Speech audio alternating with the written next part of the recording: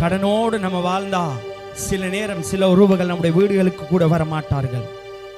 ஏன் தெரியுமா?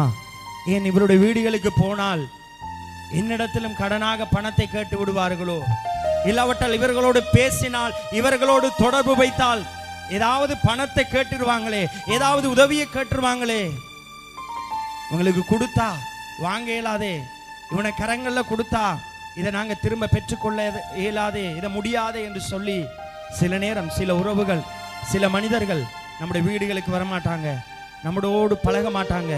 ஆனா ஆண்டவராய் இயேசு கிறிஸ்து, நீயும் நானும் எந்த நிலையில் இருந்தாலும் உன்னை எப்படிப்பட்ட சூழ்நிலையிலும் வெறுக்காத ஒரே ஒரு தேவன் ஒருவர் இருக்கிறார். நீ பயப்பட தேவையில்லை. நீ கடனோடு இருந்தாலும், வியாதியா இருந்தாலும், எப்படிப்பட்ட சூழ்நிலையோடு இருந்தாலும் உன்னை வெறுக்காத, உன்னை தேடி வந்த ஒருவர் இருக்கிறார் என்று சொன்னால் ஆண்டவராய் இயேசு கிறிஸ்து மாத்திரமே.